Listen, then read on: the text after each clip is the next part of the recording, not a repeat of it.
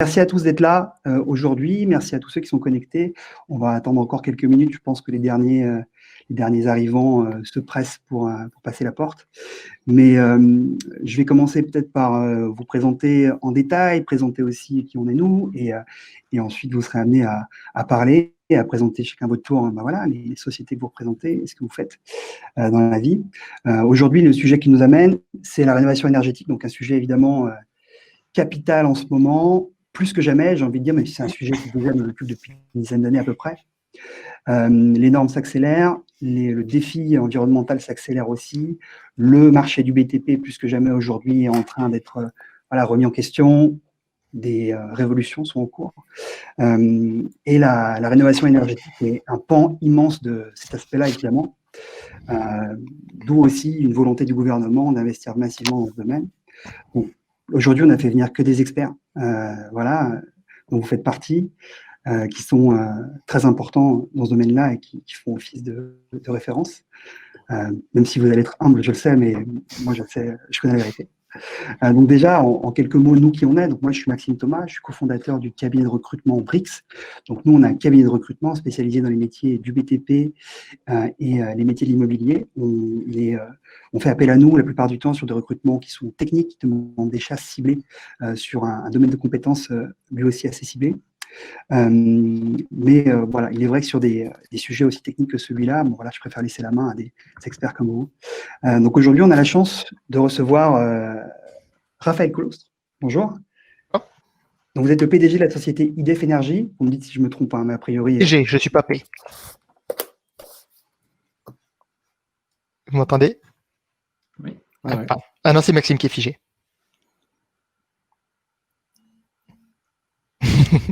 Allô? Oui, ça y est, vous êtes revenu. Ah, vous êtes reparti. Nous allons donc meubler. Donc, je m'appelle Raphaël Claus, je dirige Île-de-France Énergie. Paul-Étienne? Oui. Donc, Paul-Étienne Davier. Donc, moi, j'ai créé AI Environnement, un bureau d'études en ingénierie environnementale en 2008, qui a rejoint un groupe FACEA pour mieux s'adresser au marché de la rénovation énergétique. Et Clément, peut-être tu peux te présenter, je suis revenu. Ok. Clément Henry, donc moi je suis le fondateur et président de la société Solène. Et donc chez Solène, on traite plusieurs thématiques, mais principalement autour de la lumière naturelle, de l'ensoleillement, et depuis plus récemment le confort thermique d'été.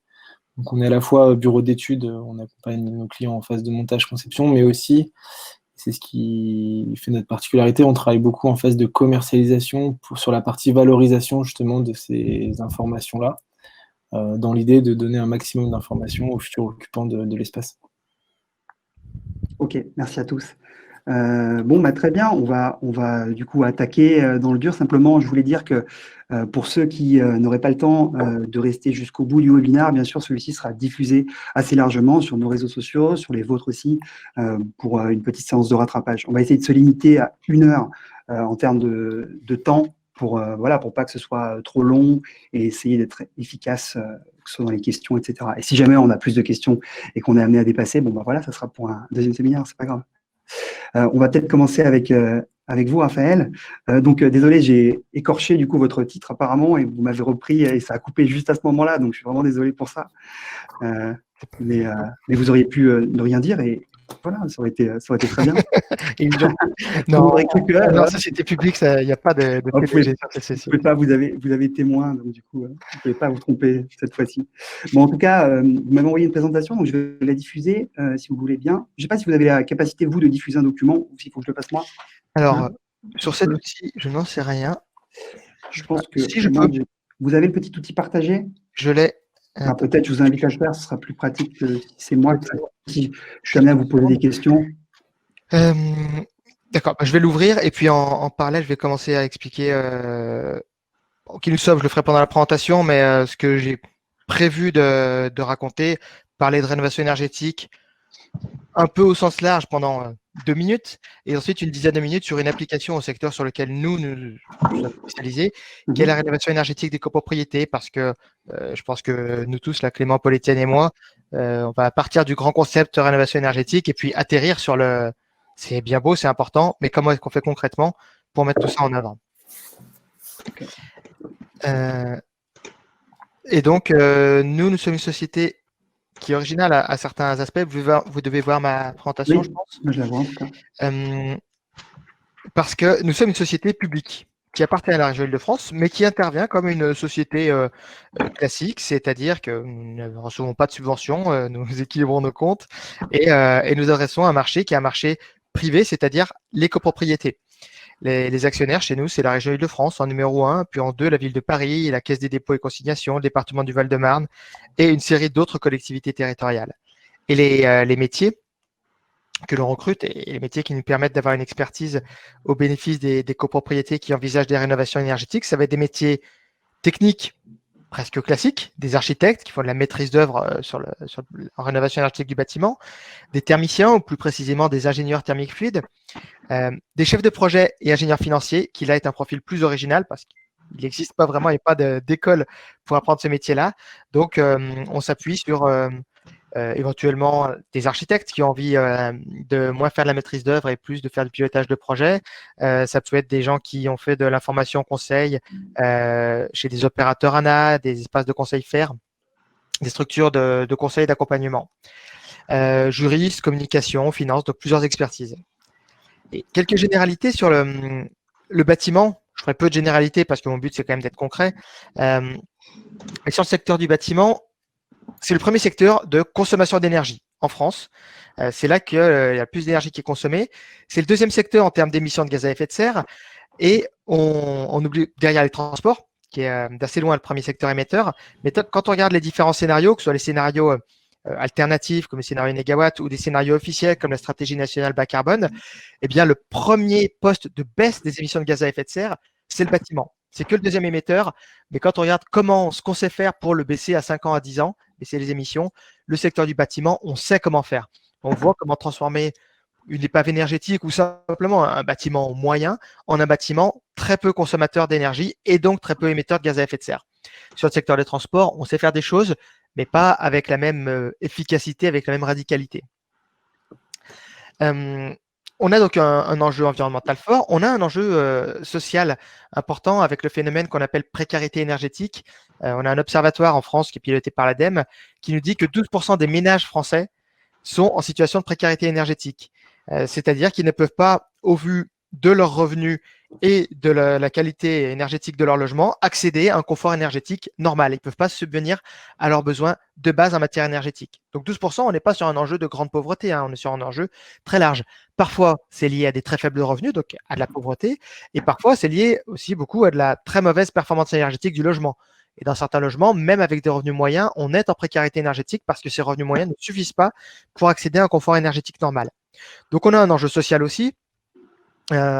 On a un enjeu enfin économique, puisque pour résoudre ces problèmes, l'enjeu de la précarité énergétique, le problème des émissions de gaz à effet de serre dans le secteur du bâtiment, c'est la rénovation énergétique la clé.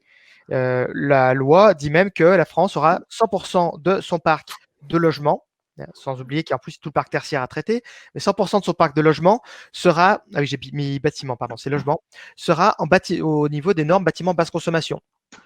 Donc ça veut dire que il va falloir, mis à part la très petite partie du parc qui sera démolie, il va falloir rénover énergétiquement à basse consommation la totalité du parc. Ça veut dire à peu près 22 millions de logements à rénover en 30 ans, d'ici 2050. La division est assez aisée et donc on a 750 000 rénovations de logements à faire. Et 750 000 rénovations en transformant les logements en bâtiments basse consommation. Je n'ai pas dit de changer une chaudière ou d'isoler une toiture, ce qui est du bricolage. Il s'agit de transformer des logements peu performants en des logements performants. Donc tout ça, ça veut dire des investissements. On peut discuter, mais sur le secteur du bâtiment, pour atteindre cet objectif, il faudra assez vite monter à 15 ou 20 milliards d'euros par an. Et c'est donc aussi un enjeu économique et un enjeu d'emploi. Donc on est sur le secteur rénovation énergétique, sur de l'environnement, du social et de l'économique.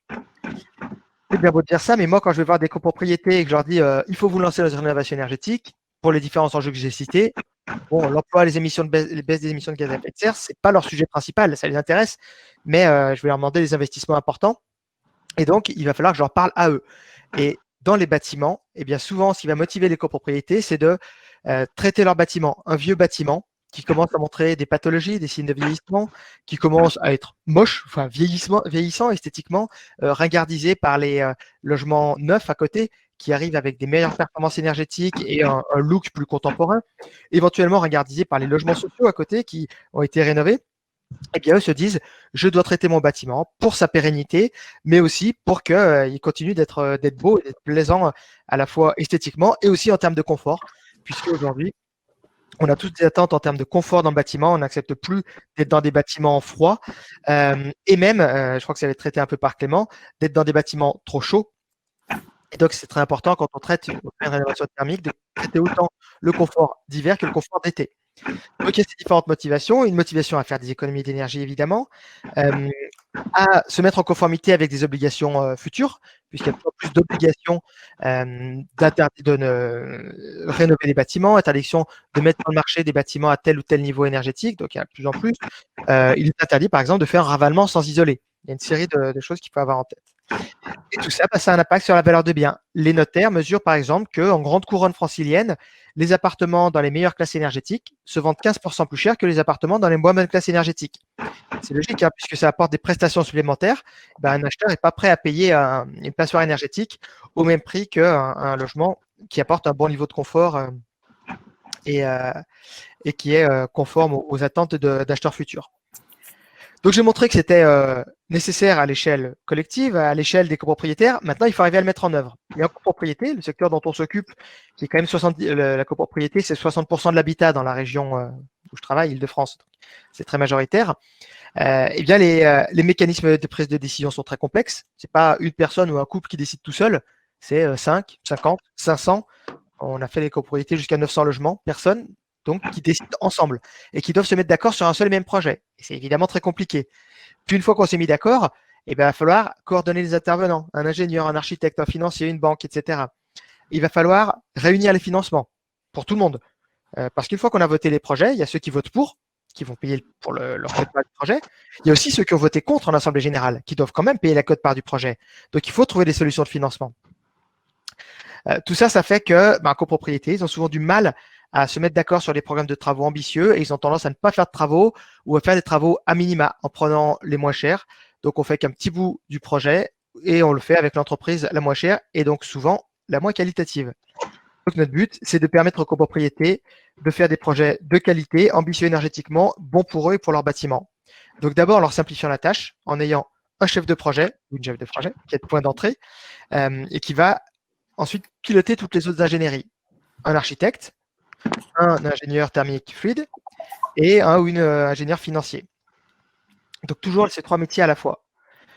L'architecte et l'ingénieur thermique fluide, il va avoir un métier qui ressemble à ce qu'on pourrait avoir dans d'autres secteurs, sauf que chez nous, il est spécialisé en rénovation énergétique, donc il va toujours avoir des transformations de bâtiments, il n'aura pas du petit bricolage, presque toujours isolation de façade, ravalement avec isolation par l'extérieur, changement de fenêtres, une bonne partie des fenêtres, toutes les fenêtres anciennes, isolation des planchers hauts, isolation des planchers bas, traitement de la ventilation évidemment, changement de la chaudière, traitement de la distribution, donc transformation complète du bâtiment. Donc c'est des métiers d'architecte de rénovation en logement occupé presque classiques. Ils existent sur le marché, mais très appliqués à un secteur. Ce qui peut attirer beaucoup d'architectes qui aiment l'idée de rendre un service, à la fois le service de contribuer à la protection de l'environnement, mais aussi des services aux vrais gens, entre guillemets, parce qu'ils sont en contact avec monsieur et madame Michu, avec des copropriétaires qui leur demandent d'améliorer leur habitat. Et idem pour l'ingénieur thermique fluide, qui va être sur un poste qui ressemble à ce qu'il pourrait avoir dans d'autres secteurs, mais très appliqué à la rénovation énergétique et aux services de copropriétaires. L'ingénierie financière, c'est un métier un peu différent parce qu'il n'existe pas vraiment ailleurs. Comme je disais, il n'y a pas une école d'ingénierie financière. Donc, c'est un métier, il n'y a peut-être pas les seuls à l'avoir inventé, mais on n'est pas très nombreux, où on va essayer de convaincre les ménages. Si moi, je vais voir un ménage et que je lui dis, wow, à vue de nez, ça va coûter 20 000 € par logement, j'ai aucune chance. Par contre, si je leur dis, ça va coûter 20 000 €, mais il y aura 5 000 € de subvention, donc plus de 15 000. Par ailleurs, si vous faisiez le ravalement tout seul, sans tous les autres aspects, vous en auriez pour 8 000. Et puis, vous aurez 42 € d'économie d'énergie. Et puis, si votre investissement, je vous le transforme en un prêt, ça va vous faire 82 € par mois. Et moi, les économies d'énergie, ça vous fait que 45 € pour faire des économies, pour faire un projet avec des économies d'énergie et l'amélioration de tout votre bâtiment. Donc là, par contre, on peut les convaincre. Et pour ça, il va falloir qu'on sécurise les subventions, puisqu'on les a encouragés à s'appuyer dessus. Donc, on fournit nous-mêmes les contrats de subvention. Et il va falloir sécuriser le prêt. Donc, on fournit nous-mêmes, ça je vais passer, nous-mêmes un contrat de prêt. Donc, on est en plus, pas vraiment une banque, mais on joue le rôle d'une banque en prêtant nous-mêmes. On a un contrat avec la Banque européenne d'investissement aux copropriétaires pour qu'ils puissent financer leur projet. Maintenant, on prête à taux zéro en ce moment. Si certaines parties du projet ne sont pas éligibles à taux zéro, on est, alors désolé, je n'ai pas mis à jour, on est à 1,6% en ce moment, mais la majorité du projet est à taux zéro. Et on prête à tous. On prête à la personne de 95 ans qui demande un prêt sur 15 ans. On lui prête parce qu'elle a besoin de cet argent pour sa copropriété, pour payer sa quote-part. On prête au ménage qui vient d'acheter et qui est au maximum de son taux d'endettement parce qu'il en a besoin. On a quelques critères d'exclusion comme les cas d'interdit bancaire et les personnes qui ne payent pas leur charge de copropriété.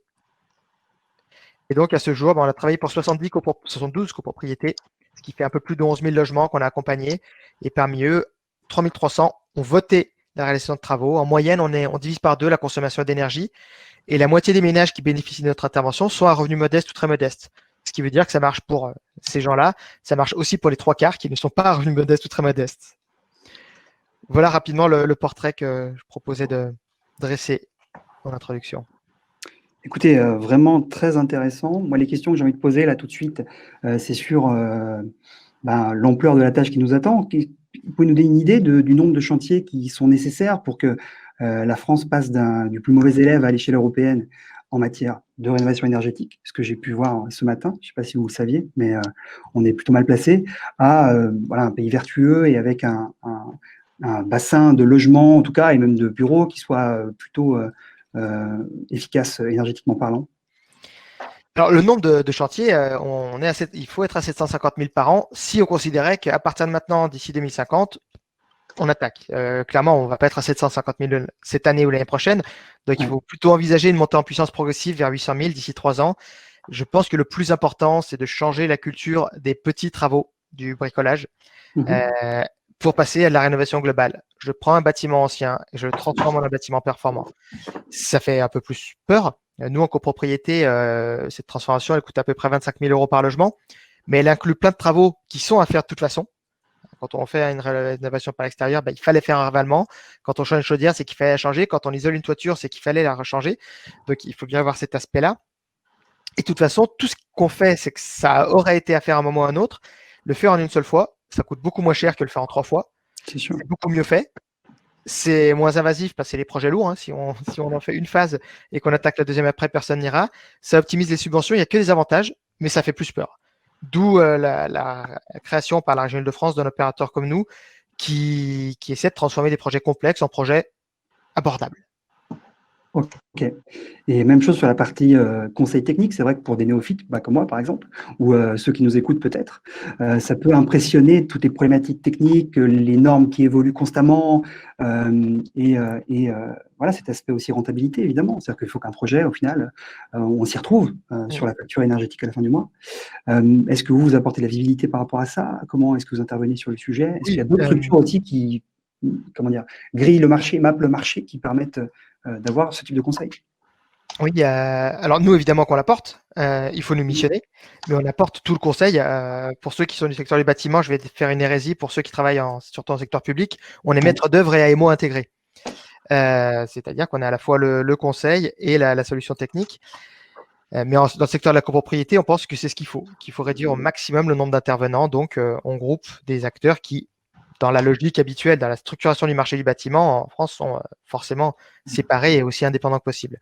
Donc ça, on le regroupe. Et puis après, il existe d'autres bureaux d'études, sociétés d'ingénierie sur d'autres secteurs que la copropriété. On va entendre des exposés après.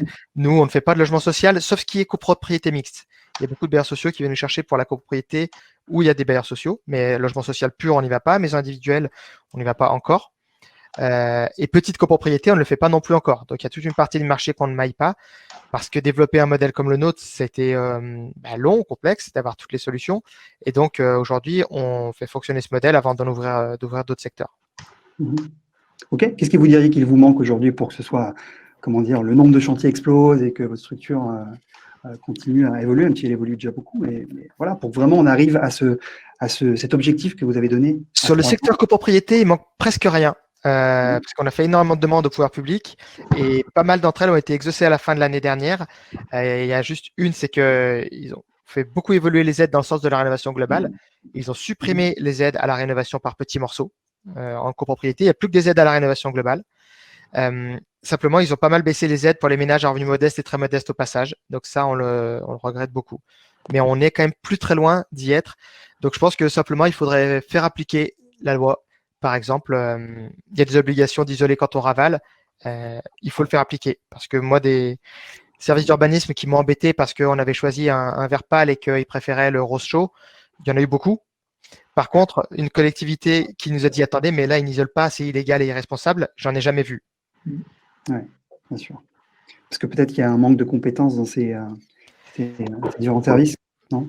Ouais, ou simplement, ils ne sont pas rendus compte de leur responsabilité par-dessus, donc ils se concentrent beaucoup sur l'aspect esthétique et des fois homogénéité de l'apparence des bâtiments, mais ils n'ont pas encore intégré ce sujet-là. Il faut absolument qu'ils l'intègrent. En théorie, ne pas respecter cette obligation, c'est 45 000 € pour le maître d'ouvrage, pour le maître d'œuvre et pour les entreprises de bâtiments. Oui, vous pensez que c'est une amende qui est… J'en connais zéro application. Oui, zéro, c'est ça, on est d'accord. Je n'ai pas dit qu'il y en avait zéro, mais j'en connais zéro. On vérifiera.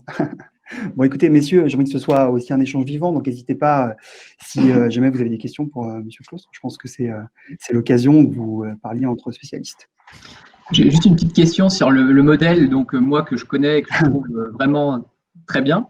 Est-ce qu'il est dupliqué dans d'autres régions? Est-ce que la SEM Île-de-France Énergie a vocation à aller ailleurs qu'en Île-de-France? Par peut-être d'autres créations de SEM avec d'autres actionnariats? Enfin, est-ce que vous allez essaimer? Alors, on ne va pas hors d'Île-de-France. C'est pas notre statut. Légalement, on pourrait, mais la région Île-de-France ne nous donne pas ce mandat. En gros, la région Île-de-France, je me suis bougé pour créer un outil sophistiqué, complexe, et qui m'a coûté de l'argent. Je veux que ça serve les franciliens. Par contre, il existe des sociétés un peu du même type dans la moitié des régions françaises.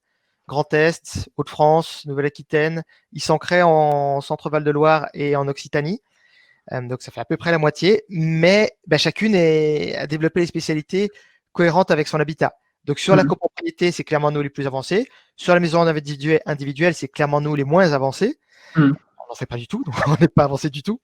Donc, ça dépend des spécificités. Mais en copropriété, c'est vraiment nous. Et SME, ce qu'on fait, c'est que nous, on donne un coup de pouce à nos cousins des autres régions quand ils veulent monter en compétence sur la copropriété. Et le jour où, enfin, on ira sur les maisons individuelles, ils nous aideront tout autant, je l'espère. C'est intéressant. Clément, une question peut-être? Non, c'est très clair. C'est un sujet que je découvre un peu parce que c'est vrai que nous, on ne travaille pas du tout sur ces cibles-là et sur ces thématiques-là, mais c'est super intéressant. Ouais. Ok, super. Voilà, l'idée, c'est aussi ça, hein, c'est aussi d'échanger entre des acteurs qui sont parfois dans des sphères, dirons-nous, du même secteur et qui travaillent de façon différente, peut-être sur des projets plus classiques, peut-être sur des outils en particulier ou à la marge, quoi, et d'échanger ensemble pour pouvoir construire quelque chose d'intéressant. Mais je pense que je suis curieux de savoir un peu l'histoire de la société, c'est-à-dire qu'au départ, la boîte a été créée pour répondre à un besoin réglementaire ou c'était vraiment une volonté de travailler sur cette thématique-là un peu en dehors des clous, et puis après, finalement, la loi est venue appuyer un peu la démarche? Non, ça a été un engagement de campagne pendant des élections régionales où certains partis avaient dit la rénovation énergétique, c'est important, on se donne des objectifs, mais en même temps, ils ne savent pas comment faire, les maîtres d'ouvrage. Les copropriétaires, en maison individuelle, ils ne savent pas tellement comment faire non plus. Donc, notre responsabilité, ce n'est pas seulement de dire nous, en région Île-de-France, on va rénover 120 000 logements, c'est de donner des outils pour le faire. Donc, c'était ça à l'origine. C'est une vision très opérationnelle de la politique. Je mets des objectifs et je mets des moyens pour le faire. Et il y a toujours deux moyens. Soit tu dis que tu peux structurer le marché classique en intervenant auprès des acteurs de marché, soit tu te dis je vais créer un opérateur. Alors, l'opérateur, soit pour essayer de tout faire moi-même, soit pour commencer à faire moi-même, tester des choses et que des opérateurs de marché privés s'engagent derrière. Ce qui est évidemment notre but, vu les volumes que j'ai donnés. Nous, on traite aujourd'hui 600-700 logements par an. J'espère qu'on en fera entre 1000 et 2000 bientôt. Et puis après, que des acteurs privés embrayent et deviennent meilleurs que nous demain. Ok, super intéressant, merci beaucoup. Donc, plutôt confiant quand même sur l'avenir. On n'a pas le choix. Ouais, il faut l'être, hein. On n'a pas le choix, en effet. J'avais un chiffre qui était plutôt intéressant en termes d'émissions de CO2. La France est aujourd'hui le plus mauvais élève, je ne sais pas si vous le saviez, mais voilà. En fait, on est à 18,6 kg de CO2 par mètre carré en France, ce qui nous place deuxième juste derrière l'Allemagne, qui quand même… Sur le secteur bâtiment. oui, D'accord. absolument. Donc voilà, il faut des gens comme vous pour pouvoir faire avancer le secteur, c'est super important. Merci en tout cas. Si j'ai d'autres questions par la suite, je reviendrai vers vous. Mais on va donner la parole à Paul-Étienne. Oui. Paul-Étienne, donc directeur, cette fois je ne me trompe pas, du bureau d'études AI Environnement, qui est une filiale du groupe FACEA, un bureau d'études tout corps d'État, qui a lancé récemment une offre dédiée à la rénovation énergétique plutôt côté tertiaire, voilà, merci, qui s'appelle Officiency. Donc, je pense que tu vas en parler. Mais voilà, je t'ai mis pied à l'étrier là-dessus. Si tu peux te présenter et parler un petit peu de ça. Pas de problème. Bah, moi, je vais être vraiment, ça va être assez analogue à ce qu'a dit Raphaël d'un point de vue méthodologique, mais en le déclinant aux spécificités du bâtiment tertiaire. Donc, pour cadrer un petit peu, donc le bâtiment tertiaire, c'est 1 milliard de mètres carrés dans l'Hexagone pour les bâtiments tertiaires publics et privés. Donc, ça englobe l'enseignement supérieur et les lycées, les collèges. Donc, ça représente un quart des surfaces bâties et donc un tiers des consommations énergétiques et des émissions de gaz à effet de serre du bâtiment. Voilà. Donc, alors, je vais afficher, je vais partager à l'écran notre site, là, Officiency. Alors, attendez, vous allez me dire si ça marche.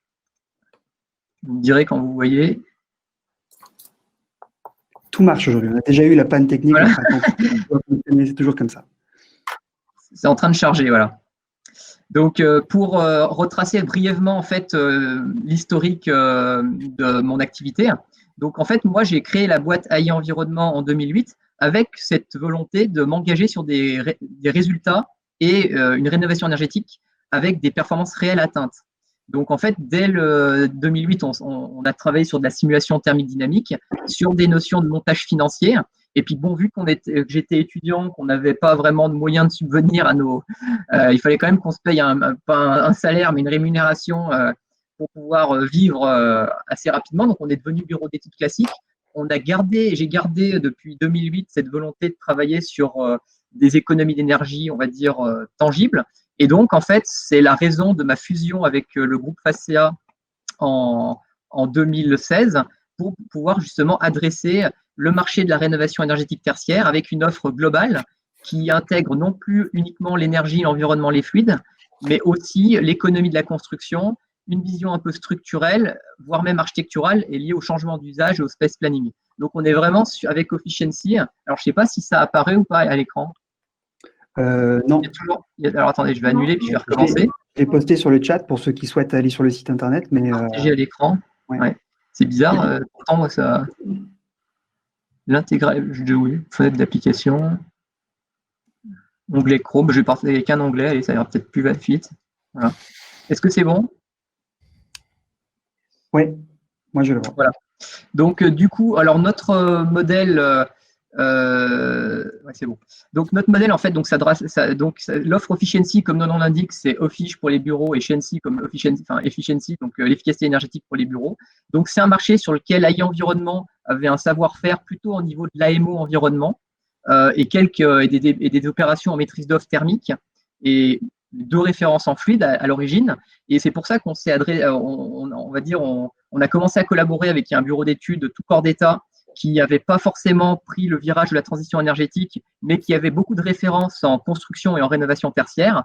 Et donc, pour, on va dire, s'adresser à notre clientèle commune avec une offre au scope élargi et qui, en fait, dont l'intérêt, en fait, est de s'engager sur une performance énergétique réelle, donc dans le cadre du décret tertiaire qui est paru en 2019. Donc, je ne sais pas si tout le monde est au courant de la parution du décret tertiaire qui découle de la loi Elan. Donc là, vous voyez, donc je descends sur le site internet, il y a une petite vidéo de à peu près 4 minutes qui présente le cadre juridique, on va dire, actuel dans le cadre du décret tertiaire. les obligations nationales sur la trajectoire de réduction des consommations. Et donc, en quoi notre modèle vient pour justifier un niveau d'économie d'énergie qui, on va dire, en 2000, donc voilà, les seuils en fait qui sont parus dans le décret tertiaire, dont un arrêté encore d'application est encore paru avant-hier. Donc aujourd'hui, en 2030, les bâtiments tertiaires doivent atteindre 40% d'économie d'énergie par rapport à une situation de référence qui est entre 2010 et 2021, donc une année de référence au plus tôt en 2010 et au plus tard, on va dire maintenant. En 2040, donc, les bâtiments tertiaires doivent arriver à une économie d'énergie de moins 50% et en 2050 de moins 60%. Voilà. Donc nous, en fait, ce qu'on a fait, c'est qu'on a intégré à notre contrat global de maîtrise d'œuvre une partie où on va venir gérer les travaux. Donc non seulement on peut faire, comme le disait Raphaël, une mission où on va être à la fois AMO et maître d'œuvre, mais on va aussi devenir, dans certains cas, contractant général, c'est-à-dire qu'on va nous-mêmes contractualiser avec les entreprises pour les travaux et avec l'exploitant en phase chantier pour s'assurer que la performance énergétique sera au rendez-vous et on va s'y engager via un contrat de performance énergétique. Donc, ça veut dire qu'aujourd'hui, quand on s'adresse à un client privé ou public, alors public, on est obligé on va dire, de présenter les choses un peu différemment dans le cadre soit d'une offre de service d'AMO élargie, soit on doit choisir la carte plutôt conception-réalisation avec marché global de performance, parce qu'on ne peut pas être à la fois jugé partie dans le public, quand bien même, on va dire, c'est plus forcément une chose qui est, on va dire, qui est pertinente, parce qu'on constate aujourd'hui les acteurs, on va dire, de la conception-réalisation n'ont pas forcément les compétences qu'a notre bureau d'études. Ils n'ont pas forcément cette volonté d'aller sur des économies d'énergie. Par contre, ils sont présents sur ces marchés-là. Donc nous, on s'est dit, plutôt que d'être sous-traitants de ces gens-là qui n'ont pas notre vision ni nos compétences, eh ben, on va s'élever au même niveau avec Proficiency. En fait, voilà, donc on a souscrit à une assurance qui nous permettait de faire du contractant général. Et donc, dans notre contrat d'engagement de performance, ce qui est intéressant, c'est que si les performances, alors si par exemple le contrat stipule qu'on doit atteindre moins 50% à l'issue d'une période de travaux et d'une phase de conception, donc il y en a pour à peu près 2 ans, si on n'atteint pas les performances, on rembourse la totalité du dépassement énergétique au client. Donc c'est-à-dire que si le bâtiment, on dit qu'il doit consommer 30 000 € par an et qu'il consomme 35, eh ben, on rembourse pendant toute la durée du contrat 5 000 € par an au client. Si inversement, il génère une surperformance, on partage les gains avec le client. Donc, c'est-à-dire que s'il consomme 25 000 € au lieu de 30 000, on partage 2 500 €. Nous, on a un bonus de plus de 2 500 € et le client a une réduction de frais supplémentaire de 2 500 €. Et par contre, dans notre contrat, on s'interdit d'avoir un écart trop important. Donc, on s'interdit de fixer une valeur trop facile à atteindre.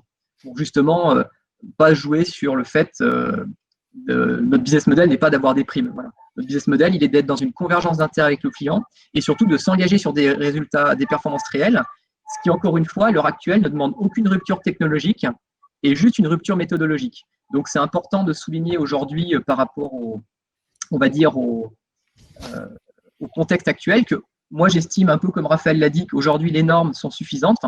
Suite à l'application de ce décret qui a quand même mis presque une dizaine d'années à sortir des cartons. Hein, donc, c'est quand même très lassant pour des gens motivés que nous représentons. Mais j'ai envie de dire, maintenant, voilà, on n'a pas de verrou technique. Toutes les technologies sont suffisantes, même s'il y a des innovations qui peuvent contribuer à l'atteinte de ces performances d'énergie renouvelable. Ce n'est pas nécessaire. Hein, isoler l'enveloppe, améliorer l'efficacité des systèmes, ça ne passe pas forcément par d'innovation. Par contre, au niveau de la méthodologie de travail et de la culture et des habitudes des gens, là, il y a encore pas mal de chemin à faire. Et donc, notre nouvelle offre aujourd'hui, on va dire, sa principale qualité, c'est de l'innovation méthodologique, avec une volonté de notre part de s'engager sur des résultats. Donc, je ne crois pas qu'on soit beaucoup aujourd'hui. Je n'ai pas d'autres acteurs. Je connais un autre acteur qui le fait pour le logement, mais je ne connais personne sur le tertiaire qui s'est positionné avec une offre marketée de cette sorte. Mmh. Et après, donc, on sort finalement aux habitudes des clients qui voient ça un peu de manière suspecte quand on leur apporte, on va dire, quelque chose qui change leurs habitudes, qui n'est pas saucissonnée, donc avec une offre globale. Dans le marché privé, en fait, on a l'habitude parfois d'atomiser un petit peu les prestataires. On prend parfois beaucoup de bureaux d'études, on les met à des règles de concurrence un peu drastiques. Donc, on travaille avec des gens avec qui on a déjà confiance, mais qui n'ont pas forcément renouvelé leur image. C'était un peu le cas de Facea, en fait, avant que AI Environnement rejoigne Facea. C'était un bureau d'études qui travaille dans le tertiaire sans forcément se remettre en question. Et donc, ils nous ont apporté un savoir-faire sur de la maîtrise d'œuvre très technique pour du tertiaire et un carnet d'adresses. Et nous, on a apporté une nouvelle approche énergie-environnement qui permettait d'avoir une réponse globale sur ces sujets-là. Voilà, donc après, un petit rappel sur le décret tertiaire. Donc, ça concerne aujourd'hui tous les bâtiments tertiaires, publics ou privés, d'une surface supérieure à 1000 m². Voilà. Et donc, il y a un travail à faire qui concerne l'ensemble des sites de plus de 1000 m², qu'ils soient en copropriété ou non, avec une obligation de faire paraître sur une plateforme qui s'appelle Opera, qui est gérée par l'ADEME, de faire remonter les consommations en énergie finale courant 2021. Voilà. Et donc, alors les 3 axes de travail, parce que pour réduire les consommations, c'est vrai que là j'ai beaucoup parlé de travaux, mais nous on a aussi 2 autres spécificités dans cette offre. C'est qu'on a une offre qui se base sur du commissioning. Donc le commissioning, c'est l'art de faire en sorte que le bâtiment non seulement soit livré de manière conforme avec, on va dire, des obligations de nature décennale, mais soit aussi livré avec des obligations de résultats et de consommation énergétique maîtrisée, avec une bonne prise en main par l'exploitant et l'usager. Donc, c'est-à-dire un carnet de vie, un guide d'utilisation des différents appareils, des systèmes. Et donc, il y a une offre également de sensibilisation qui est portée chez AI Environnement, parce qu'on est aussi organisme de formation. Et donc, on a, via des partenaires et en interne, des offres de formation sur lesquelles on intervient 2-4 fois par an auprès des acteurs de ces sites, parce que finalement, on s'aperçoit que la sensibilisation et le commissioning viennent sécuriser une belle partie des gains énergétiques. Ça peut aller jusqu'à parfois 20, 30, 40% sur certains bâtiments en fonction du niveau de départ, de l'étiquette énergétique de départ. Donc parfois, il est même de notre devoir de dire aux clients, s'il y a des problématiques de budget, de dire commencez à faire du commissioning, commencez à sensibiliser les occupants. Vous arriverez peut-être à atteindre déjà l'optique des exigences de 2030 du décret tertiaire avant de planifier des travaux de manière globale. Et comme disait Raphaël, moi, j'essaye de fuir les travaux étape par étape. Voilà. Donc, c'est-à-dire que je préfère conseiller à mes clients de ne pas faire grand-chose, si ce n'est de s'intéresser à leur bâtiment, de faire de la mesure et du pilotage, plutôt que de faire des travaux à moitié, parce que tous les jours, dans les bâtiments que je visite, je constate des travaux qui ont été faits, mal faits, et du coup, ça revient au final à payer 2 fois à faire 2 fois des travaux avec un surcoût de 30% à la fin. Voilà.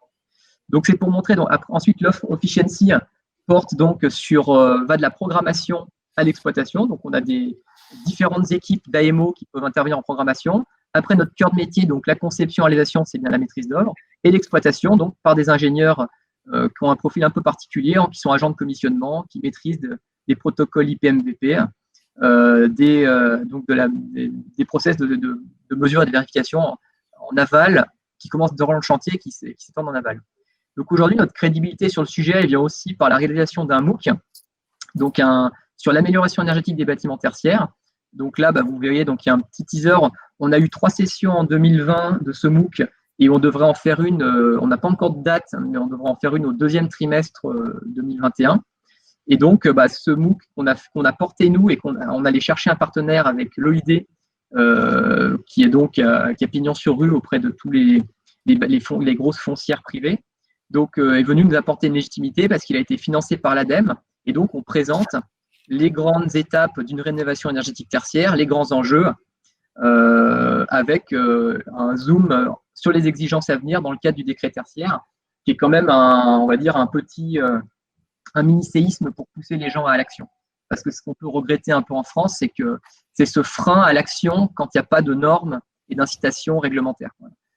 Alors qu'on va dire, moi, ça fait 10 ans que ce projet est dans les cartons, et ça fait 10 ans qu'il ne se passe pas grand-chose parce qu'il n'y a pas cet appel d'air qui, je pense, va être généré par cet aspect réglementaire. Et on voit que voilà, aujourd'hui, les gens se soucient de leur patrimoine, se soucient de la méthode uniquement parce qu'il y a ce décret tertiaire qui est paru en 2019 et qui a été ensuite entretenu par des arrêtés spécifiques précisant les objectifs à atteindre pour les bâtiments, voilà, en fonction de seuil ou d'une année de référence. Voilà, donc après, je pense que je sais pas si voilà, j'ai traduit, on va dire, la principale nouveauté, en fait, voilà, c'est la maîtrise contractuelle d'une atteinte d'une performance on va dire, qu'on signe, on va dire, il y a une mini-intervention type audit énergétique, étude de prix pour savoir, en fait, pour pouvoir fournir aux clients un triptyque en termes de planning, de budget, d'intervention et de niveau de confort et de performance énergétique à atteindre. Donc, une fois qu'on a dans une espèce de phase programmation qui s'appelle un contrat d'étude préalable, figé ça, un calendrier, un budget une prestation technique avec un résultat à atteindre, on passe sur un modèle de contractant. Voilà. Donc, après, on peut travailler aussi en AMO, en maîtrise d'œuvre. Et aujourd'hui, l'offre Officiency, elle vise vraiment à se présenter comme un acteur du contractant général, conception-réalisation, avec un engagement de performance sanctionné par un contrat de performance énergétique réalisé avec un avocat. Voilà, donc on a un contrat assez complexe. On a monté en plus de cet outil de communication, donc ce petit site web et cette petite vidéo que vous pouvez aller consulter. Derrière, voilà, il y a tout un travail de fond juridique et au niveau assurantiel. Voilà. Super intéressant, hyper complet aussi, Paul-Étienne, merci beaucoup. C'est vrai que je me posais la question quand tu disais que vous engagiez sur l'éventuelle différence sur la facture énergétique finale, en fait, de votre client. Oui. Je l'avais jamais entendu, je te l'avoue. Je trouve ça assez incroyable, d'autant que on se demande, enfin moi je me le demande, et j'ai eu plusieurs questions dans ce sens, c'est comment vous pouvez être sûr de cela, sachant que voilà, le coût de l'énergie est en fait, variable. À quelle mesure vous basez sur peut-être des mesures en fait, c'est une bonne question parce qu'en fait, j'ai envie de dire, moi, ça fait depuis 2008 que je m'intéresse à ce sujet-là. Il y a des outils de calcul très poussés, même parfois trop poussés. On a aussi un pôle recherche-développement. On a accueilli un docteur qui a fait une thèse sur la modélisation du comportement des occupants pour justement ne pas rester dans des calculs théoriques où on chauffe à 19 degrés avec des gens qui ferment les fenêtres, mais où on va voir dans les vraies hypothèses réelles en fonction, si on chauffe à 23, à 21, voilà. Donc, notre but, nous, il est vraiment de simuler la réalité en sachant qu'il y a des occupants que je ne vais pas qualifier de déviants, mais il y a des occupants qui vont ouvrir les fenêtres, qui vont faire n'importe quoi. Et en fait, on a une approche probabiliste de ces éléments-là par le calcul. Donc, en fait, on ne simule pas un cas idéal réglementaire, on simule un cas réel, voilà, tout simplement. Et après, donc, une fois qu'on a notre contrat de performance énergétique qui est cadré par un calcul de situation initiale, on a quand même deux paramètres qui viennent, deux paramètres des variables corrélées qui viennent ajuster dans le temps une éventuelle dérive. C'est-à-dire que s'il y a des degrés jours unifiés, s'il y a une année où il y a une rigueur climatique plus importante ou une canicule, donc on a plus de consommation de chauffage ou de climatisation l'été dans des bureaux, on arrive à mettre de côté cette différence-là et donc à dire, voilà, c'est pas de notre faute puisqu'il y a une rigueur climatique ou un aléa climatique qui justifie une surconsommation estivale ou hivernale. Donc ça, c'est un paramètre qu'on met de côté, donc qui ne porte pas atteinte à notre responsabilité. Et il y a un deuxième paramètre, c'est la densité d'usage. C'est-à-dire que si on avait calculé qu'il y avait 70 personnes par plateau ou 400 personnes dans un bâtiment et qu'il y en a 600, et on dit, voilà, en fait, il y a plus de consommation parce qu'il y a plus de personnes dans le bâtiment. Voilà. Donc, mis à part ces deux variables qu'on identifie systématiquement et parfois des variables d'ajustement aussi qui peuvent être plus, moins généralisées, mais qui peuvent être dans le cas de bâtiments d'une piscine, par exemple, où il peut y avoir d'autres ratios ou d'autres choses qui apparaissent, donc d'autres liens de corrélation. Normalement, voilà, quand on met tous ces paramètres-là bout à bout, en fait, il n'y a plus de raison d'avoir peur de s'engager sur un résultat. Et encore une fois, ces études-là, la plupart du temps, elles sont déjà demandées, sauf qu'on les fait, mais sans se poser la question de comment on les fait. Voilà. Et donc, je pense qu'après, c'est un peu le lien aussi avec ce que peut-être Clément va nous présenter avec Solène, c'est qu'aujourd'hui, on a toute une batterie d'études environnementales qui sont faites pour cocher des cases, et des fois, on perd de vue la raison pour laquelle on fait ces études. Voilà. Et donc, nous, la raison pour laquelle on fait ces études, c'est d'être capable de dire, votre bâtiment, c'est comme une voiture, en fait. Une voiture à 100 km/h, aujourd'hui, on sait combien elle doit consommer. Voilà. Sauf si le mec reste en troisième ou je ne sais quoi, ou s'il dépasse les 100 km/h. Bon, nous, un bâtiment à 21 degrés, on sait combien ils consomment. Voilà, enfin, c'est aussi simple que ça. On a des outils de calcul qui nous permettent cette finesse de modélisation. Aujourd'hui, on n'a juste pas la demande et pas l'habitude de demander ça à ses prestataires. Et en fait, il y a trop de prestataires aussi aujourd'hui et du coup, personne n'est responsable. Donc, ce qu'il faut, c'est aussi savoir qui est le mandataire, qui va être responsable de la non-atteinte de la performance. Et nous, on s'est dit, voilà, nous, on veut bien l'être, hein, ça ne nous pose pas de problème, mais dans ce cas-là, on veut avoir la main sur l'exploitation, ce qui est rarement le cas aujourd'hui quand on est maître d'œuvre. Donc voilà, donc on a été obligé de bouger les curseurs de la méthode d'approche et de la méthode de travail pour pouvoir s'engager sur ces performances. Voilà. Et en fait, on s'aperçoit qu'on a toutes les compétences en interne. Mais juste, on n'est pas souvent mandataire, on n'est pas souvent chef d'orchestre et on subit. Voilà. Ça va venir. En tout cas, aucune raison de ne pas se lancer aujourd'hui. Nous, on est prêts depuis longtemps et on a perdu 2 ans parce que le décret avait été voté en 2017 et avait été retoqué par le Conseil d'État. Il est reparu en 2019. Nous, on était déjà dans les starting blocks depuis longtemps. Donc, voilà. Il n'y a plus qu'à. J'ai une question sur la partie réglementation. Notamment, tu disais que voilà, malheureusement, on était dans un pays où il fallait aussi passer par la réglementation pour forcer un petit peu les comportements. Est-ce que tu penses que c'est le seul moyen, le seul biais, ou alors est-ce qu'il faut aussi passer par de la formation, Tu parlais du MOOC que vous aviez aussi en interne. Mais entre autres, il y a peut-être d'autres moyens qui te viennent à l'esprit. Je pense qu'il y a énormément comme le disait Raphaël, aujourd'hui, c'est une énergie dingue. Enfin, moi, je connais aussi le monde des copropriétaires. C'est une énergie dingue de convaincre les gens. Le facteur humain, c'est insurmontable. Les problèmes techniques, on arrive toujours à les dépasser ou à les résoudre. Le facteur humain, c'est épuisant parce qu'on n'est pas payé pour aller convaincre tous les acteurs un à un. Et moi, dans le tertiaire, c'est pareil. Il y a beaucoup d'acteurs. Et à un bout d'un moment, voilà, on est épuisé parce qu'on n'est pas forcément super bien rémunéré dans un modèle de base, on va dire, de maître d'œuvre.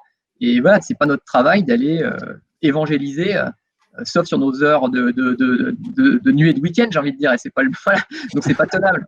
Donc aujourd'hui, c'est vrai qu'il y a un vrai enjeu sur. Il faut que les gens se regardent dans une glace et se prennent en main, quoi. Voilà, je pense qu'à un moment donné, on peut pas tout attendre de la sphère publique et des réglementations, et qu'à un moment donné, il faut qu'ils se rendent compte qu'en fait, il faut qu'ils s'intéressent à leur patrimoine, qui s'intéresse à ce qui peut être générer des économies, parce qu'on parle d'économie d'énergie. J'ai même pas parlé aujourd'hui de confort, d'environnemental, d'externalité positive, du bien-être en fait, sur lequel on intervient aussi via des labels tels que Osmose ou Elle. Voilà, moi, je me cantonne sur l'énergétique où il y a un retour sur investissement, où c'est mathématique. Voilà. Et je mets à part tout le reste, qui aussi est générateur de bien-être et donc voilà. Et je pense que Clément, ça va nous parler de ça. Donc le facteur humain le plus difficile à manager, à passer outre. Justement, j'ai une question dans ce sens. Ce qu'on me demande, c'est est-ce qu'on peut parfois passer outre la vie d'une copropriété, mais je pense que déjà, Raphaël a répondu en partie, et toi aussi, sur le fait que de toute façon, aujourd'hui, quand on passe par les travaux de ravalement, par exemple, on est obligé de faire la rénovation énergétique après, et de toute manière, à arriver à un certain point, les travaux sont nécessaires. Voilà. Mais ça fait partie Mais c'est fou l'énergie que mettent les gens parfois, que ce soit pour les copropriétés privées, enfin les logements ou le tertiaire, à trouver les alinéas, les cas d'exception pour se soustraire aux obligations, parce qu'il y a aussi ce petit jeu-là où les gens sont très forts, et je crois qu'ils comprennent pas l'intérêt économique de long terme, en fait. Et après, ça se heurte aussi à la logique de long terme. Est-ce qu'on raisonne à 15 ans ou est-ce qu'on raisonne à 5 ans, quoi, voilà. Donc, oui, uniquement sur la partie économique, en effet. Et donc, voilà, moi, ma réponse, elle est de te dire, si vous raisonnez à 5 ans, faites du commissioning et de la sensibilisation, et puis dans une plus longue échéance, ne faites rien, quoi. Ne faites pas de travaux, et on arrivera quand même à faire quelque chose. Et puis après, par contre, quand vous faites les travaux, faites-les bien et raisonnez à 15 ans, quoi. Voilà. Donc moi, je sais m'adapter aussi à ce cas de figure. Hein. Voilà. Donc, je ne connais pas des jusqu'au boutistes. Ouais. On me demande aussi un ratio par rapport aux économies qui sont réalisées sur la facture énergétique, par exemple. Est-ce qu'on a une idée de ça? Est-ce qu'on peut dire aujourd'hui, voilà, en moyenne, sur des travaux de rénovation énergétique, voilà ce qu'on peut espérer? En fait, alors ça dépend des tailles des bâtiments, mais souvent, quand même, on peut arriver à faire des gains. Enfin, la dernière fois que j'ai calculé ça sur un bâtiment tertiaire, c'était l'ordre de 10 € par mètre carré par an. Énorme. Voilà. Donc, Après, bon, c'est à mettre ça, voilà, c'est dans une logique où les gens, il y a une offre de tiers investissement aussi qui peut être mise en exergue. C'est des budgets de fonctionnement et d'investissement qui sont déjà la plupart du temps votés aujourd'hui, voilà, qui sont utilisés à mauvais escient. Moi j'interviens souvent sur des bâtiments, il y a déjà eu 7 millions d'euros de travaux, et je leur dis, mais vous auriez mis 9 millions, ça aurait juste été parfait en fait. Voilà, donc le débat aujourd'hui, il n'est pas, enfin, dans la manière dont se prennent les décisions aujourd'hui, en fait, elles se prennent mal. C'est pas je mets zéro. C'est la plupart du temps, les gens, ils vont faire des travaux. Hein. Ils vont faire des travaux, mais ils ne les font pas avec une vision à long terme. Et voilà, donc après, les économies d'énergie, on peut juste, enfin, si on emprunte, c'est ce que disait Raphaël tout à l'heure, si on empruntait cette somme, on s'apercevrait qu'on serait quasiment, on gagnerait. Voilà, si on met que les travaux, si on isole dans l'ingénierie financière les travaux d'amélioration énergétique uniquement, financièrement, on est gagnant. Après, c'est quand on intègre la plus-value architecturale, la plus-value, il y a des matériaux à des renouvellements d'usage. Là, bon, on ne peut pas raisonner en retour sur investissement. Et quand on raisonne juste en surcoût sur la partie amortissable qui est liée aux économies d'énergie, on est rentable. Voilà. Okay. Super intéressant. Merci, merci beaucoup. Messieurs, vous avez peut-être une question pour Paul-Étienne avant qu'on passe à la suite? Moi, je pourrais en avoir pas mal, mais on peut se les garder pour plus tard. J'aurais plutôt une proposition. Paul-Étienne, tu disais que vous interveniez en copropriété sur des bureaux qui peuvent être en copropriété. Le prochain, on le fait ensemble sur tout le bâtiment? Pourquoi pas?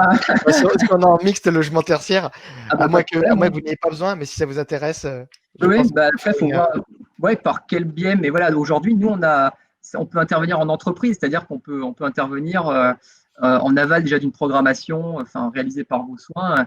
Et oui, en plus, le logement, j'en ai pas parlé parce que tu en as parlé beaucoup. Nous, c'est un secteur qu'on a un peu délaissé parce qu'on n'arrivait plus on va dire, à forcément avoir des résultats par rapport au temps qu'on y passait. Mais moi, je connais très bien aussi le secteur des copropriétés de logement. Donc, oui, moi, aucun problème pour avoir une intervention conjointe sur un sujet. Hein. Ça marche. Je suis ravi, ça sert aussi à ça, ce type d'intervention. Clément, donc je vais te donner la parole un petit peu. Je trouve ça super intéressant que tu acceptes de nous rejoindre aujourd'hui pour discuter de ce que tu fais, de ce que tu peux apporter aussi dans le cadre du sujet, mais de manière plus générale au secteur, je pense, parce que je trouve, moi, que tu représentes voilà, de nouvelles tendances d'utilisation de nouveaux outils, de nouvelles technologies, de la data, on en parlait tout à l'heure, notamment dans le secteur du BTP. Donc peut-être déjà commencer par te représenter à nouveau en quelques mots, puis ensuite nous dire ce que tu fais. Ouais, carrément. Ravi d'être avec vous. C'est vrai je fais un peu figure d'ovni là parmi Paul-Étienne et Raphaël, mais ravi d'être là quand même. Moi, je suis le cofondateur et donc président de la société Solène qu'on a créée il y a 5 ans pour travailler sur des thématiques qui ne rentrent pas dans le cadre réglementaire aujourd'hui, qui sont celles de la lumière naturelle, de l'ensoleillement et maintenant du coup un petit peu plus du confort d'été qui sera régi par la RE 2020 qui devrait rentrer en application l'été prochain. Et on travaille donc principalement avec des acteurs de la promotion immobilière, donc essentiellement sur du logement, mais sur des nouvelles constructions, parce qu'il y a quand même 200 000 nouveaux logements construits tous les ans. Et donc c'est vrai qu'à côté du parc immobilier existant à rénover, l'idée c'est aussi de travailler également sur les nouvelles constructions et de faire en sorte que les usages d'aujourd'hui perdurent dans le temps sur ces logements-là, quoi.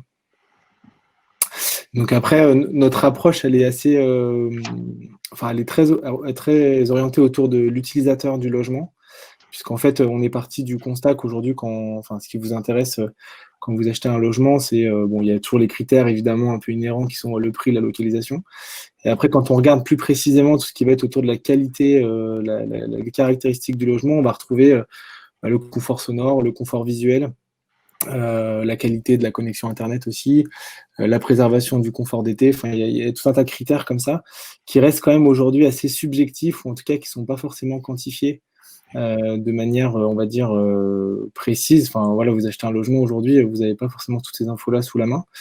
Donc ce qu'on a fait, nous, on a vraiment, au départ, on a pris un parti pris sur la lumière naturelle, qui était un sujet qui nous intéressait beaucoup, et on a créé en fait un document qui s'appelle le certificat de luminosité, qu'on a réfléchi un peu comme un diagnostic DPE sur l'énergie, mais vraiment autour juste de la lumière et de l'ensoleillement. Et donc, on calcule et on indique sur ce certificat le nombre d'heures d'ensoleillement direct, donc c'est combien de temps les rayons du soleil vont entrer dans le logement, et le nombre d'heures de ce qu'on appelle, nous, la luminosité naturelle, donc c'est le nombre d'heures où vous avez suffisamment de lumière artificielle, de lumière naturelle dans votre logement pour ne pas avoir besoin d'allumer la lumière artificielle.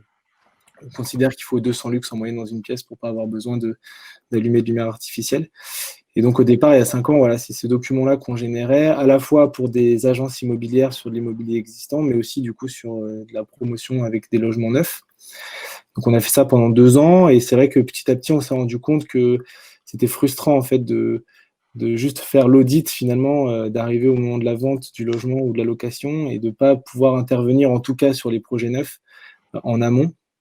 Et du coup, maintenant, on a développé en interne, donc il y a 3 ans, une structure bureau d'études qui va venir intervenir en phase montage, conception et même en phase d'esquisse, faisabilité au tout départ, sur justement accompagner les promoteurs sur l'optimisation de ces critères-là. Donc la forme du bâtiment, son orientation, si on a évidemment de la flexibilité là-dessus. Et puis après, même de manière plus détaillée, étage par étage, la position des fenêtres, leur taille, comment est-ce qu'on positionne les masques, donc tout ce qui va être balcon, loggia, et puis tout le dessin intérieur des pièces. Essayer de positionner en fait les pièces principales qui vont avoir besoin de beaucoup de luminosité et d'un peu d'ensoleillement aux bons endroits, et puis de mettre des chambres, par exemple, qui sont des pièces qui ont moins besoin de lumière à des endroits où il y en a peut-être un peu moins sur le plan. Donc voilà, on va vraiment travailler autour de ça. Donc c'est des choses qui sont déjà un peu prises en compte par les architectes de manière intuitive, mais c'est vrai qu'on apporte toute une dimension en fait data chiffrée qui permet finalement de prendre pour le promoteur la bonne décision en fonction de ça. Et du coup, en plus de ces 2 critères-là, on intègre depuis donc 6 mois maintenant tout ce qui va être autour du confort thermique d'été. Donc là, pareil, on calcule un nombre d'heures. Donc on calcule là un nombre d'heures par mois où la pièce va être au-dessus d'une température de 27 à 28 degrés. Et donc, c'est la température de confort, en fait. Et donc, au-dessus de ça, on considère que le logement est inconfortable thermiquement. Et donc, on essaye en phase de amont de montage, justement, de limiter ces effets-là pour faire en sorte que ça reste des logements où le confort d'été soit préservé au maximum, quoi. Passionnant. Une belle approche qui est assez nouvelle finalement, parce que c'est vrai que c'est des données qui vont accompagner la vie d'un projet, j'imagine, depuis les premières phases d'esquisse et de création du projet, la construction du projet, et ensuite qui vont être disponibles pendant l'exploitation d'un projet, enfin d'un bâtiment, de manière générale. Et ça, c'est quelque chose, à mon échelle, que même il y a 10 ans, qui était inconcevable, quoi, qui est vraiment nouveau dans le paysage. Est-ce que ça peut s'appliquer dans d'autres domaines également, ou sur d'autres produits, d'autres services, j'imagine? Ce qu'on fait sur la lumière, l'ensoleillement et le confort d'été, ça peut s'appliquer sur tous les critères importants en fait d'un choix d'un logement. Donc j'en ai déjà parlé un petit peu, le confort sonore, la qualité de l'air. Enfin, il y a plein d'informations aujourd'hui qui peuvent être mesurées. J'aime bien dire que mesurer, c'est savoir. Donc du coup, voilà, c'est ça. On mesure l'information et puis après, on essaie de travailler sur les différents paramètres, un peu comme le font d'ailleurs Raphaël et Paul Etienne sur la partie rénovation énergétique. Hein, c'est toujours la même démarche, entre guillemets. Après, ce qui fait qu'aujourd'hui, peut-être que ça a plus sa place, il y a une demande aussi finalement de l'utilisateur final d'avoir ces informations-là. C'est sûr que notre démarche, elle ne s'applique pas à 100% des projets neufs en France. Mais voilà, sur les nouvelles constructions aujourd'hui, en tout cas, l'équation économique fonctionne parce que les promoteurs immobiliers sont en concurrence aussi avec des acteurs sur de l'immobilier ancien et donc ils ont besoin de se démarquer, de proposer de nouveaux services. Acheter un logement sur plan, moi je ne l'ai jamais fait personnellement, mais bon, tout le monde explique que c'est très angoissant parce qu'on achète finalement un bout de papier et donc il faut que le promoteur en fait soit aussi capable de mettre pas mal de services et de rassurer son client et on fait partie de ça. Donc, ce qui est compliqué également, c'est que, et Paul Etienne en parlait tout à l'heure, il n'y a pas de cadre réglementaire, donc c'est sûr que ça reste une démarche proactive de tout le monde de travailler sur ces thèmes-là, parce que évidemment, nous, on facture aussi ces prestations. Mais on se rend compte quand même de plus en plus que les professionnels rentrent dans cette démarche-là. Et moi, je suis convaincu, c'est ma vision du sujet, mais que dans 15 ans ou 20 ans, on n'achètera pas un logement sans avoir toutes ces informations-là de manière précise. Et le confort d'été et la consommation énergétique en font partie, quoi. Bien sûr. Parce que c'est vrai que c'est des données qui vont être précieuses quand on voudra rénover le bâtiment, etc. À l'avenir, j'imagine qu'aujourd'hui, c'est peut-être très compliqué d'aller chercher ces informations quand on veut rénover un bâtiment, alors que, ben voilà, aujourd'hui, il paraît si simple de les produire, quoi. Ouais, alors nous, on fait très peu de rénovation parce que justement, on est un peu allé sur le. Une fois qu'on avait fait ce constat qu'en fait, on pouvait essayer aussi de jouer sur les paramètres pour optimiser ces données, on s'est dit que ce serait plus simple de le faire sur du neuf quand on travaille encore sur des plans. Mais en soi, la démarche peut tout à fait se faire aussi sur de la rénovation de logement. Après, effectivement, ça soulève toutes les problématiques qui ont été citées Bien tout sûr. à l'heure. Ouais. Donc, je ne suis pas du tout expert et Raphaël et Paul Étienne le sont plus que moi, mais oui, ça pourrait éventuellement s'appliquer aussi à ça, quoi. Bien sûr. Ouais, c'est ça. Pour moi, vous faites partie d'une mouvance de nouveaux outils, de commercialisation. Le BIM, par exemple, est aussi un mouvement qui a déjà pris ses racines il y a quelques années, mais qui est en train de encore monter en puissance et de s'installer un peu partout, même dans des bureaux d'études qui étaient peut-être plus classiques ou plus à l'ancienne, etc. En tout cas, de se démocratiser. Et je pense que voilà, des startups comme la vôtre, ça fait partie des entreprises qui mettent un coup de pied de la fourmilière et qui font du bien. Donc, merci. Mais moi, j'ai pas d'autres questions pour vous, Raphaël et Paul-Étienne. Je ne sais pas si vous avez une question pour Clément. Si c'est en neuf, on est complémentaires, mais du coup, pas en articulation directe. C'est vrai. Paul-Étienne? Non, je visualise plutôt bien. Après, c'est vrai que je trouve que l'approche est assez intéressante sur peut-être les. Donc, si j'ai bien compris, donc ces études du nombre d'heures de soleil par logement. On fait deux, ouais, on fait l'ensoleillement direct, donc ça c'est l'orientation et le vis-à-vis, et on calcule également la lumière naturelle, c'est un indicateur séparé. Donc on repart sur les facteurs de lumière jour qui sont la donnée un peu utilisée, et puis on le traduit en nombre de lux moyen dans une pièce en intégrant justement tout ce qui va être la météo extérieure, donc on reprend les historiques de Météo France, et ce qui permet en fait, parce que un facteur lumière jour en soi, c'est une donnée qui veut tout et rien dire, donc c'est compliqué d'expliquer à un client, votre logement il va avoir 2% d'FLJ. Du coup, notre philosophie, c'est vraiment d'essayer de traduire, de rajouter une surcouche pour traduire la donnée de manière lisible et accessible à quelqu'un qui achèterait un logement ou qui louerait un logement. Du coup, et donc on essaye aussi d'avoir cette démarche-là sur la partie confort thermique d'été. Même si, commercialement, dire qu'un logement est en surchauffe, c'est toujours un peu plus délicat. Donc, on trouve un peu la bonne formule. On a encore 6 mois là, avant l'application de la réglementation pour jouer dessus, mais on va y arriver. C'est typiquement le genre d'études où nous, qu'on produit, mais on ne va pas aussi loin que ça parce qu'on nous, on pense pas usager, on pense certification, on pense pas par rapport à la même angle d'attaque que vous, qui est beaucoup plus pertinent. Et donc, nous, on va pas pousser, on va faire parfois ces études-là, mais sans les pousser à ce niveau de détail. Puis parfois, elles ne sont pas faites tout simplement, alors que c'est clair que pour moi, ça devient vraiment un vrai enjeu, quoi. Les indicateurs de surchauffe estivale et puis de lumière, c'est vraiment ce qui fait qu'on a envie d'acheter un logement ou pas, qu'il soit basse consommation ou pas d'ailleurs. Ouais, c'est clair. Surtout que je trouve, pour être pas mal confronté justement sur des lancements commerciaux à des clients qui achètent des logements, on se rend compte que pour le promoteur ou pour le professionnel de l'IMO, c'est hyper frustrant parce qu'il met beaucoup d'argent en phase de montage, conception sur des bureaux d'études pour justement essayer de trouver la bonne formule, mettre en place le bon dispositif. Et ça, c'est très très peu valorisé commercialement. Alors qu'en fait, il y a beaucoup de choses quand même qui sont faites. Nous, c'est ce qu'on voit aussi beaucoup. C'est parfois les projets sont super bien conçus et juste on vient valoriser ça. Alors, des fois, il y a des choses à récupérer, et, en tout cas à modifier, et on le fait avec plaisir. Mais déjà, il y a beaucoup de choses bien qui sont faites, et c'est surtout une question de transparence et de communication en fait par rapport à ça. Aujourd'hui, vous arrivez à intervenir suffisamment en amont. Vous faites quand même pas mal de correctifs. Quand est-ce que vous devriez intervenir? Bon, j'ai une idée, mais quand est-ce que vous intervenez souvent, malheureusement c'est une bonne question. En fait, c'est un peu ce qu'on se disait, c'est-à-dire que maintenant les technos on les a, c'est plus l'usage et comment on s'adapte, comment on intervient au bon moment. Nous, on intervient en phase de montage, donc c'est-à-dire qu'il faut que l'archi ait déjà travaillé sur une version des plans pour pouvoir avoir une base de calcul. Et puis, mais il faut quand même qu'on soit avant le dépôt du permis de construire, qui est un peu le moment où les plans sont figés. Donc là, c'est pas une course contre la montre, mais il y a quelques semaines, et du coup, il faut qu'on intervienne à ce moment-là, c'est l'idéal, pour justement pouvoir faire l'audit des recommandations et que surtout elles puissent être derrière implémentées dans le projet si c'est pertinent, quoi. Et vous arrivez à avoir un coût par logement pour ce type d'études, ou vous raisonnez au jour homme, ou comment? Non, ouais, c'est un coût par logement. Comme ça, on essaie de faire quelque chose qui soit. Sur l'étude de conception, c'est autour de 125 € par logement. Bon, après, ça dépend toujours un peu de la taille du projet. Mais justement, faire en sorte que ça reste quelque chose qui soit absorbable dans un bilan. Alors, ça dépend toujours des projets, du prix mètre carré, etc. Mais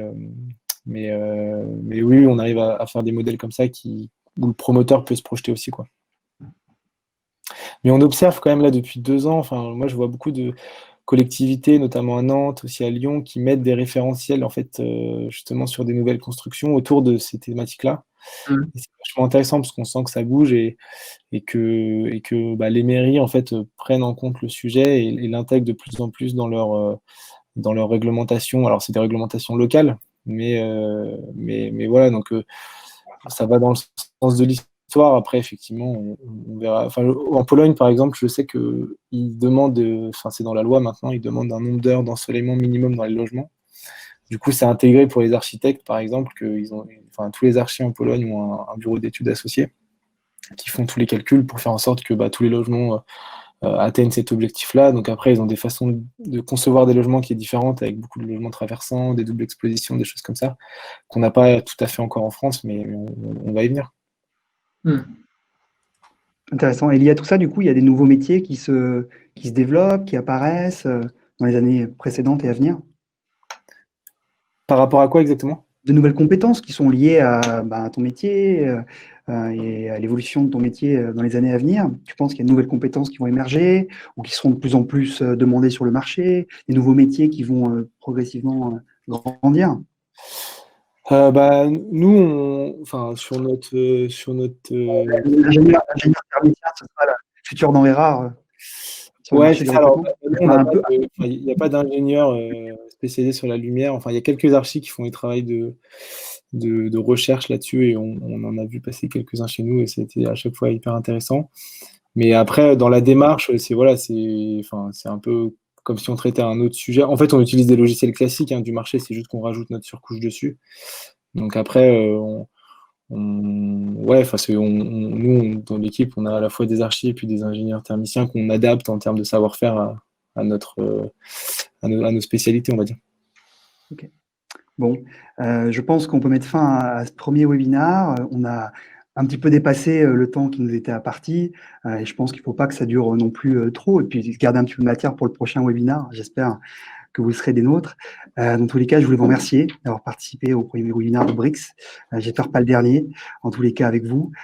Et voilà, j'espère à très vite. Encore une fois, on va garder la vidéo, la captation de vos interventions, qu'on va diffuser nous largement sur nos réseaux sociaux. Donc, on vous la transmettra évidemment pour que vous puissiez faire de même. Et si les différents participants ont des questions à me transmettre, qu'ils n'hésitent pas. Je me ferai un plaisir de vous les transmettre à mon tour. Voilà, encore une fois, merci et j'espère à très vite. Au revoir, merci. Merci à tous. Merci à vous. Bye.